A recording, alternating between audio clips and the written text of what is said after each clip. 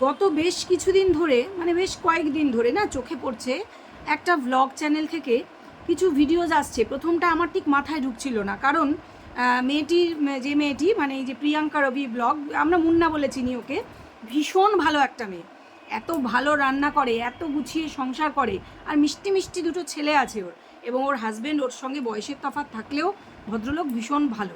আমি দেখেছি ওদের সঙ্গে দীপিকা বিশ্বাস ওই চ্যানেলের, দীপিকার বিয়ের সময়ও দেখেছি, দীপিকা না দীপা ওর নাম, যাই হোক, হ্যাঁ তাই হবে। তো মানে ওরা না ভীষণ ভালো মানুষ, আমি কিন্তু দেখেছি। আর এই মুন্না মেয়েটি তো খুবই গুছানো সংসারী, এবং ওর আচার আচরণ দেখলে বোঝা যায় যে ও খুব ভালো ফ্যামিলি থেকে বিলং করে। আমি ওর বাপের বাড়ির কথা বলছি, আসামে বাপের বাড়ি, অনেকবার ওকে যেতেও দেখেছি। ওদের হাজব্যান্ড ওয়াইফের মধ্যে নয়, একটা ফ্যামিলির সাথে কিছু যাই হোক হয়েছিল, কিছু অসুবিধা, সেটা নিয়েও মেয়েটি অনেক দিন ভিডিও দেয়নি। তো মেয়েটি খুব নরম স্বভাবের, ভীষণ সফট কথা বলে, ভীষণ ভালো একটি মেয়ে। ওকে আমি যেভাবে দেখেছি, দিনের পর দিন ওয়াচ করলে তো বোঝা যায়, আমি ওর অনেক ভিডিওই দেখেছি। খুব ভালো পরিবারের একটি ভালো মেয়ে। কেন বলছি কথাগুলো, কারণ ওর ব্লগ চ্যানেল থেকে গত কিছুদিন কিছু অন্য রকমের ব্লগ চোখে পড়ছিল। কীরকম, ওর দাদার ছিল বিয়ে, স্বাভাবিকভাবে ওরা পুরো ফুল ফ্যামিলি অনেক দিনের জন্যই, বোধহয় 1 মাসের জন্য দাদার বিয়েতে আসাম গেছে। সেখানে দাদার বিয়ে হলো, আমি একটু শর্টেই গুছিয়ে বলি, দাদার বিয়ে হলো। বিয়ের আগে ওরা যে পাকা কথা নাকি আশীর্বাদ ছিল, সেখানেও গেল, সব নানান রকম ভিডিও আসছে। এইসব দেখতে দেখতেই হঠাৎ করেই চোখে পড়লো গত কয়েকদিন ধরে কিছু কল রেকর্ডিং, দাদার শ্বশুরবাড়ির সাথে অষ্টমঙ্গলায় গিয়ে দাদাকে কি ঝামেলার মুখে পড়তে হয়েছে, বৌদি বলছে যাবে না, মানে একটা অদ্ভুত। আমার প্রথমটা না ব্রেন রেজিস্টার করছিল না, তারপরে ভাবলাম ভালো করে দেখি ভিডিওগুলো কী হচ্ছে ব্যাপারটা। তখন দেখছি গিয়ে যে এই যে দাদার যে বিয়ে হলো, তার পরবর্তী ওদের ফ্যামিলিটাকে যে কিভাবে প্যাচে ফেলা হয়েছে।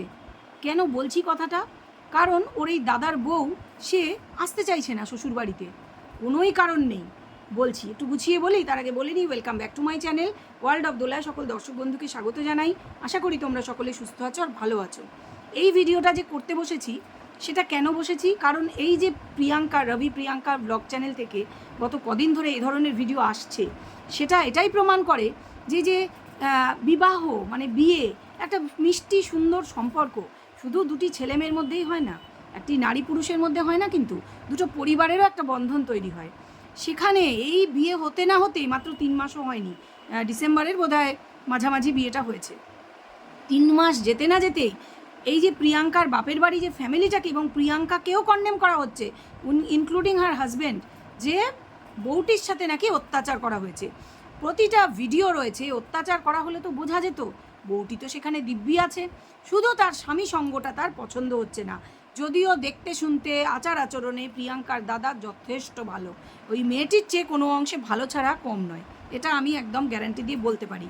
ছেলেটিকে দেখলেই বোঝা যাচ্ছে ছেলেটি খুব ওয়েল বিহেভড, খুব ভালো ছেলে, খুব ধৈর্যশীল, এবং সে যথেষ্ট কেয়ার করছিল তার ওয়াইফের।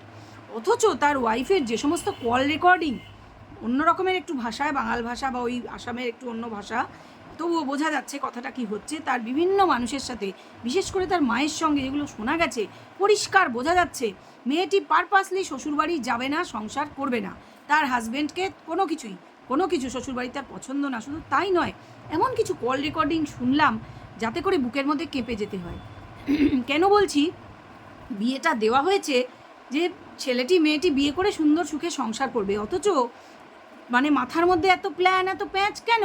তুমি যদি বিয়ে করবে না, তোমার যদি ছেলেকে পছন্দ না, তোমার ফুলশয্যার রাতে তুমি স্বামীর সাথে শোবে না, সঙ্গে করে দিদাকে নিয়ে এসছে, নিজের দিদার সাথে শুয়েছে, ফুলশয্যার রাতে স্বামীর সাথে শোয়নি কেন? এটা তো হওয়ার কথা না। তার মানে তার মনের মধ্যে ছিল যে আমি স্বামীর সাথে সংসার করব না, ছুতে দেবো না স্বামীকে, এটাই তো ঘটনা, সেটাই, আমি দিদার সাথে শোবো।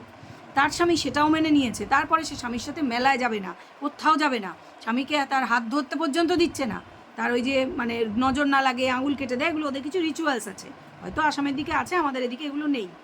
সেগুলো খুব মিষ্টি মিষ্টি জিনিস, কিন্তু তার পছন্দ না, সে ছিটকে হাত ছাড়িয়ে সরে যাচ্ছে, আমরা দেখছি ভিডিওতে, রেগুলার ভিডিও আসছে, কল রেকর্ড আসছে তার মায়ের সঙ্গে, এমনকি মিষ্টি খাইয়েছিস শ্বশুরমশাইকে, শাশুড়িকে, এই ধরনের মিষ্টির মধ্যে কিছু মিশিয়ে দেওয়া হয়েছিল।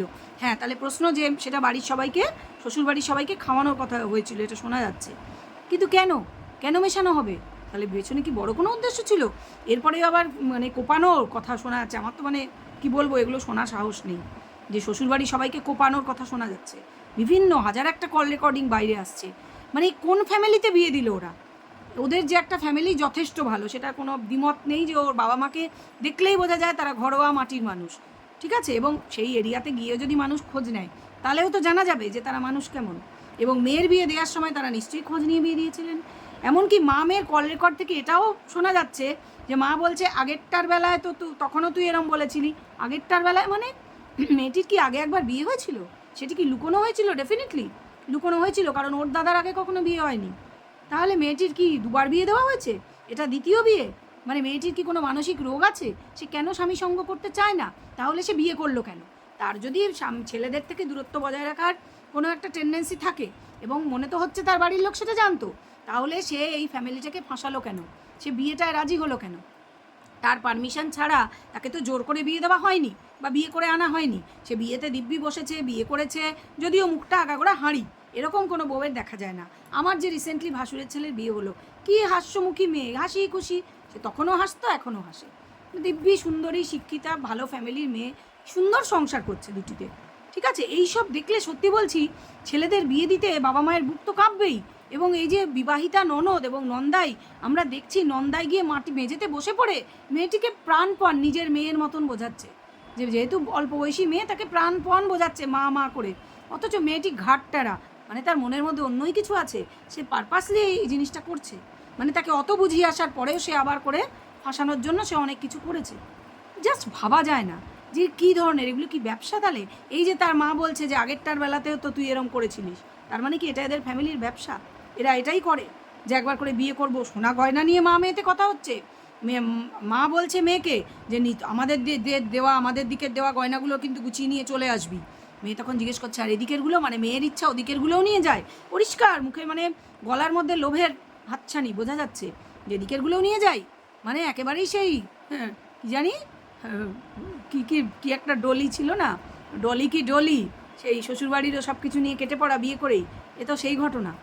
তো যাই হোক, মানে কি বলবো, মানে গায়ে কাঁটা দিচ্ছে এই সমস্ত শুনে না কল রেকর্ডগুলো। যেরকমও হয়, আমরা তো এগুলো গল্পের বইতে পড়ি, সিনেমায় দেখি, এরকমও সত্যি সত্যি হচ্ছে এবং পরিচিত ব্লগারদের সঙ্গে হচ্ছে। কি আতঙ্কিত ওরা। দুটি ছোট ছোট বাচ্চা আছে এবং মেয়েটি খুবই ভালো মেয়ে, তার স্বামীও খুবই ভালো মানুষ, আমরা জানি। কথা হচ্ছে যে তারপরে যেটা মানে সিনেমার মতন রোমাঞ্চকর ব্যাপার, কিন্তু আমাদের কাছে মনে হচ্ছে ওদের কাছে তো ব্যাপারটা ভয়ানক। এবার প্রশ্ন যে কল রেকর্ডগুলি বাই চান্স রেখে দিয়েছিল, কোনোভাবেও পেয়েছে, কল রেকর্ডগুলি সব ওর ফোনের তো নয়, কোনোভাবে এই ফোনটা খারাপ হয়ে গেছে, ওর বৌদির ফোন বললো, সেই ফোন থেকেই বোধহয় পাওয়া গেছে তার মা মেয়ের কল রেকর্ডিং। ভাগ্যিস পাওয়া গেছে, এটা বোধহয় ভগবানের আশীর্বাদ, ওরা যেহেতু ভালো মানুষ।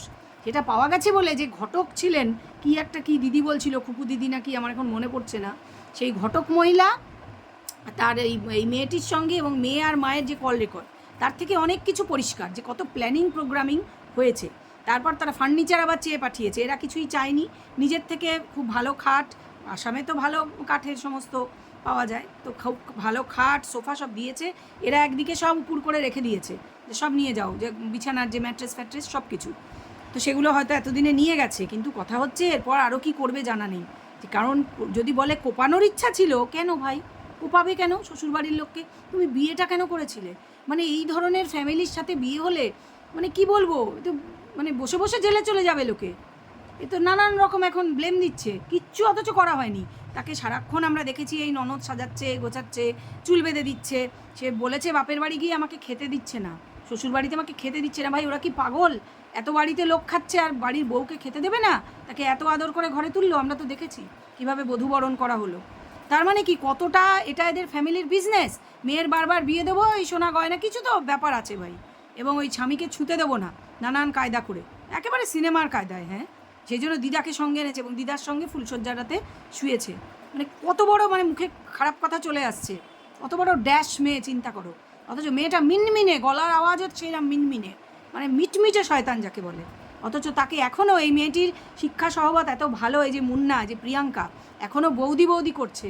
আসলে ওরা তো মনের পুরো ইমোশান দিয়ে বাড়ির বৌদি এভাবেই তো ওরা ভেবে এসেছে, ভাবতেই পারেনি যে ওদের সঙ্গে এত বড় তঞ্চকতা হবে। পুরোপুরি ফ্রড হয়েছে এদের সঙ্গে। এবং আমরা তোমাদের সঙ্গে আছি, আমি প্রিয়াঙ্কাকে বলছি, মুন্নাকে, তোমাদের সঙ্গে আমরা সবাই আছি, আমরা সবাই সব বুঝতে পেরেছি। এই ধরনের ফ্রড ফ্যামিলি যাদের মানে যাদের সঙ্গে শুধু মেয়ে সুন্দরী কি কিছু দেখে বিয়ে দেওয়ার আগে আমি বলবো ছেলের বাবা মাদের হাজার একবার খবর নিন। এবং এই মেয়ে তো মনে হচ্ছে আগে একবার অন্তত বিয়ে হয়েছিল, কারণ তাহলে না হলে তার মা বলছে কেন যে আগের বারও তো তুই এরকমই করেছিলি। এবং মেয়েটি হতে পারে মানসিক রোগী, নার্ভের ওষুধ খায়, হতেই পারে এই সমস্ত রোগ লুকিয়ে হয়তো বিয়ে দিয়েছে, কিছু তো ব্যাপার আছে, অথবা তার অন্য কোনো মানসিক সমস্যা রয়েছে। শুধু শুধু এই ছেলেটির জীবন নষ্ট তো হলোই, ছেলেটি সুন্দর দেখতে একটি ভালো ছেলে, ছেলেটির জীবন যেমন নষ্ট হলো, আতঙ্কের পরিবেশ তৈরি হলো বাড়িতে, সঙ্গে তার বৃদ্ধ বাবা মা, তাদের কী অবস্থা, সঙ্গে এই ননদ নন্দাই দুটি বাচ্চা ছেলে নিয়ে তারা পর্যন্ত আতঙ্কিত, সকলকে জড়িয়ে দিচ্ছে এই ঘটনার মধ্যে। এবং ভগবান জানে এর পরে ঘটনা কোন দিকে মোড় নিতে চলেছে। আমি সকলকে বলবো, দর্শকদের বলবো, এদের সাপোর্টে থাকো, তোমরা এদের সঙ্গে থাকো, কারণ আমি নিজে বলছি এই মেয়েটি খুব ভালো, মেয়েদের ফ্যামিলি খুব ভালো ফ্যামিলি, অনেক দিন দেখেছি ওদের ভিডিও, পুরোপুরি বোঝা যায় ফ্যামিলি খারাপ হলে কোনো না কোনো আচরণে বোঝা যেত। তো চলো এই ভিডিওটা এ পর্যন্ত রাখবো, আমি সঙ্গে আছি, তোমরাও সঙ্গে থাকো। রবি প্রিয়াঙ্কার ব্লগে তোমরা গেলে সবই দেখতে পারবে যে কী হয়েছে না হয়েছে, কল রেকর্ডিং সব কিছু দেওয়া আছে। আমি যেহেতু দিই না, আমি ওসব দিলাম না, তোমরা গিয়ে দেখতে চাইলে দেখে নিতে পারো, আর আমার কথায় ভরসা হলে তাতেই ভরসা করতে পারো। ঠিক আছে, চলো ভিডিওটা এ পর্যন্ত রাখবো, আরও নতুন কোনো আপডেট আসলে অতি অবশ্যই তোমাদের সঙ্গে শেয়ার করবো, এই ইচ্ছা রাখলাম। আর ভিডিও ভালো লাগলে অতি অবশ্যই শেয়ার করো, কারণ শেয়ার করতেই হবে, এই ধরনের ফ্রড কিন্তু অনেকের সাথে হচ্ছে, সেই জন্য এই ফ্রডগুলো থামানো দরকার। ঠিক আছে, চলো ভিডিও এখন এ পর্যন্ত থাক। ভিডিও ভালো লাগলে লাইক করে দাও, কমেন্ট, শেয়ার, সাবস্ক্রাইব এগুলো কিন্তু অতি অবশ্য করো। কমেন্ট করে বলো যে তোমাদের কারোর সাথে এই ধরনের কিছু ঘটনা হয়েছে কি না অতীতে, বা তোমরা এরকম আশঙ্কা করছো কি না, বা তোমাদের কারোর কোনো এরকম এক্সপিরিয়েন্স আছে কি না, আমার সঙ্গে শেয়ার করো। আর সকলকে বলবো খুব সতর্ক থাকো। ঠিক আছে, এই ধরনের ফ্রড কিন্তু আজকাল বিয়ের নাম করে ব্যবসা শুরু অনেক মেয়েই করেছে, এবং তার বাবা মা আছে, ফ্যামিলিও সঙ্গে আছে। তো চলো ভিডিও এ পর্যন্ত থাক, সবাই ভালো থেকো, সুস্থ থেকো, এখন আসি তাহলে, টাটা।